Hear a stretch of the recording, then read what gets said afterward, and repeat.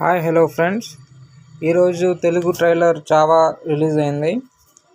ఈ ట్రైలర్ ఎలా ఉందో చూద్దాం.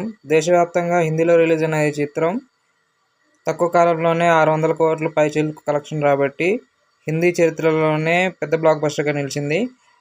అయితే ఛత్రపతి శివాజీ మహారాజ్ కుమారుడు సంభాజీ మహారాజ్ జీవిత కథగా రూపొందిన ఈ చిత్రం తెలుగు ట్రైలర్ డబ్బింగ్ చాలా ఘోరంగా ఉంది.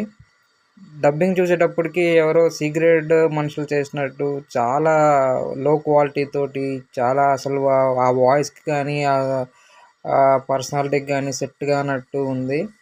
అస్సలు సెట్ అవ్వలేదు ఫ్రెండ్స్. అసలు చావా హిందీ ట్రైలర్కి తెలుగు ట్రైలర్కి చాలా వేరియేషన్ ఉంది. అసలు వాయిస్లో కానీ బేస్లో కానీ ఆ డైలాగ్ డెలివరీ కానీ విక్కీ కౌశల్ హిందీ పర్ఫార్మెన్స్కి ఆ డైలాగ్కి చాలా పేరు వచ్చింది. కాకపోతే తెలుగులో మాత్రం అంత లేదు ఫ్రెండ్స్.